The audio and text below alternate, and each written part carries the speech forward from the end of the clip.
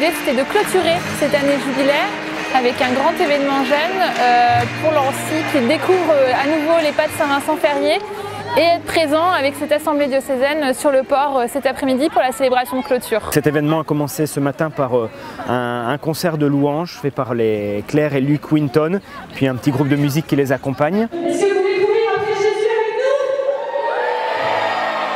C'est parti, je cours!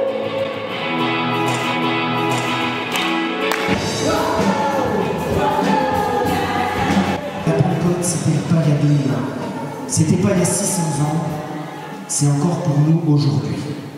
Saint-Vincent-Ferrier, c'est l'homme de la Pentecôte. Ce qu'il veut nous dire aujourd'hui, c'est que nous soyons des hommes et des femmes de la Pentecôte, qui vivent de cet Esprit Saint. Cet Esprit qu'on a reçu lors de notre baptême, qu'on a re-reçu encore en profusion lors de notre confirmation.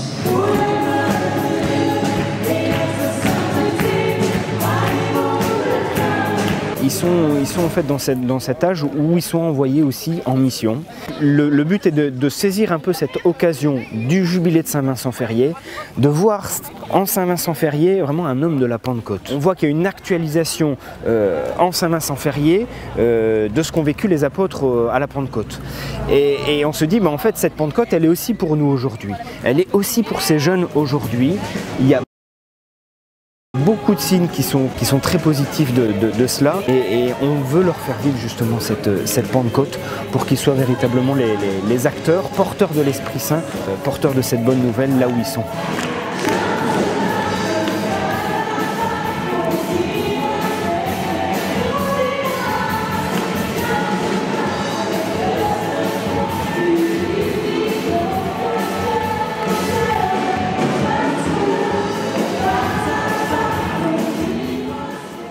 À 18 ans, ma vie a été complètement chamboulée parce que j'ai eu une intoxication alimentaire. Et de fait, cette intoxication alimentaire s'est transformée en anorexie. Donc vous savez ce que c'est l'anorexie. Je ne mangeais plus du tout. Je suis devenue méchante, notamment avec mes parents. Ce qui m'a poussée justement à témoigner devant tous ces jeunes, c'est parce que j'ai reçu notamment d'énormes grâces du Seigneur, et pour moi c'était relativement important de les partager parce que pour moi c'était un cadeau du Seigneur. J'ai été aussi guérie grâce à lui et aujourd'hui je suis complètement épanouie dans ma vie. Et sur ce papier il avait écrit « Toutes tes entreprises réussiront et sur ta route brillera la lumière ». Et après avoir reçu cette parole à Paris-Monial, j'ai senti que Dieu m'avait considérablement touchée mais aussi parlé, parce que je me suis sentie tout d'un coup bien, mais vraiment bien, et aussi heureuse parce que je me suis remise à sourire. Je n'avais pas souri depuis que j'avais été justement malade. Alors j'ai une prise de conscience aussi, je me suis dit que c'était important pour les jeunes d'entendre justement quelqu'un qui a été aussi guéri, mais pas guéri toute seule, mais guéri grâce au Seigneur. J'ai voulu justement leur faire partager ce que le Seigneur m'a fait vivre, notamment toutes les joies que j'ai reçues, mais aussi toutes les grâces et les cadeaux qu'il m'a donnés. Depuis justement le moment où il m'a parlé, au moment aussi où je l'ai rencontré. Cette rencontre avec Dieu, cette rencontre avec Jésus, il y a quelque chose qui va la nourrir, il y a quelque chose qui va la provoquer. Ça peut passer par des événements. Là aujourd'hui c'est un événement. Peut-être que ça peut marquer la vie d'un jeune, peut-être qu'il peut se passer quelque chose. Ça peut être un pèlerinage. On a emmené récemment des jeunes en pèlerinage à Lourdes. On voit qu'il y a quelque chose qui se passe, qu'il y a quelque chose qui se libère dans leur vie. Et ils avancent, ils commencent à donner leur vie. Donc il y a bien sûr ces événements qui vont avoir un petit peu un effet catalyseur. Et en même temps, tout ça doit être relayé et doit être sur un fond d'une amitié de tous les jours avec le Christ. Voilà. Et ça s'appelle la prière, ça s'appelle les sacrements, ça s'appelle l'amitié avec d'autres, ça s'appelle nourrir sa foi dans des mouvements tels le scoutisme.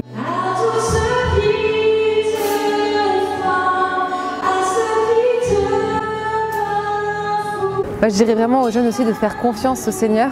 Il faut aussi qu'il est toujours avec nous et malgré les difficultés, malgré le fait qu'on soit malade, il sera toujours là pour nous aider.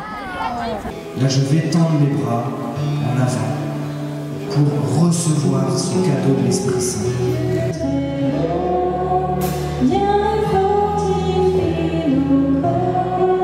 Dieu ne peut pas donner autre chose que lui-même quand il donne son esprit, nous donne une personne. L'Esprit Saint est une personne qui habite en nous.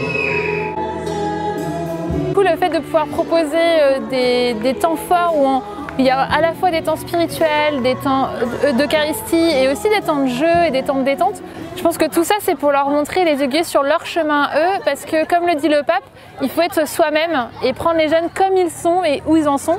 Se retrouver et vivre une expérience spirituelle forte, parler de leur foi, privilégier aussi le fait qu'ils puissent faire une rencontre personnelle et vivante avec Jésus, avec le Christ, pour qu'après ils puissent aussi pouvoir témoigner autour d'eux, là où ils vivent leur foi, en paroisse ou dans les mouvements.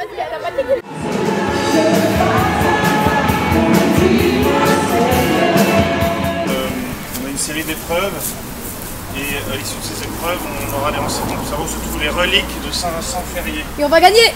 Alors on va gagner, ça c'est certain.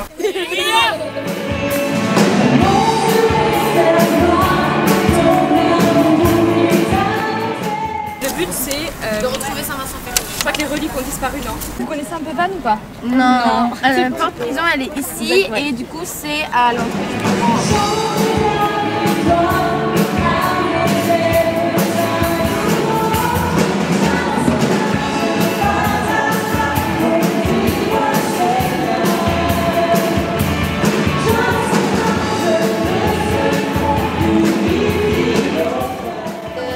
Le lieu où mettre sa sépulture. Ah c'est ça. Parce qu'il est mort mais on ne sait pas où le mettre. On ne sait pas où le mettre.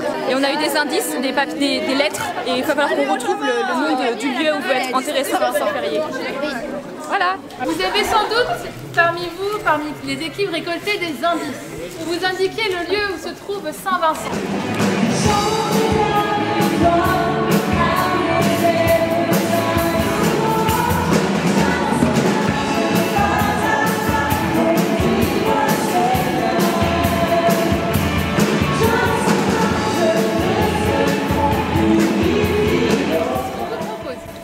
Deuxième étape du rallye, vous avez trouvé Saint-Vincent, donc bravo à vous déjà, faut applaudir. Bravo.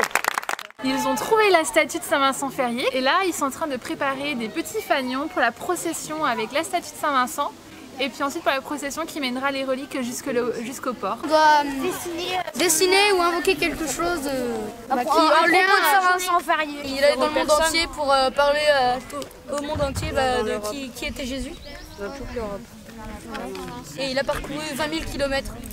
On invoque de pouvoir prêcher la parole de Dieu.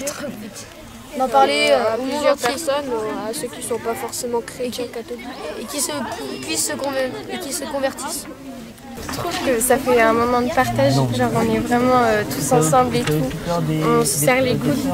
Ça nous inspire à prendre son relais en quelque sorte, genre à évangéliser à sa place. Et évangéliser à travers le monde, les gens qu'on rencontre. Déjà depuis 3 ans, on travaille sur ce projet en accompagnant les jeunes sur le diocèse et voilà, plein d'idées ont émergé, des escape games, des rallyes, aujourd'hui on a des jeux du troc, on a des créations de drapeaux, vraiment un livret a été créé par la catéchèse aussi pour les enfants, donc on sent qu'il y a eu un engouement pour Saint-Vincent et que ça a permis aux gens d'être créatifs et d'oser des choses avec les jeunes.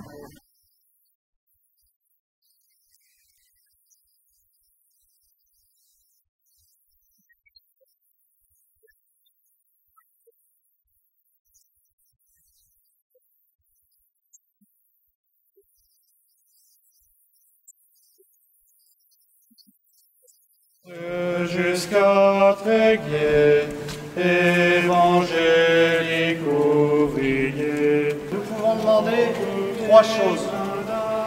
Premièrement, savoir rendre grâce et remercier pour tout ce qui nous a été donné par nos prédécesseurs, les saints. Deuxièmement, savoir demander la grâce de reconnaître le Christ au centre de notre vie, comme l'a fait Saint Vincent Ferrier. Et troisièmement, savoir annoncer à notre manière la bonne nouvelle de l'Évangile.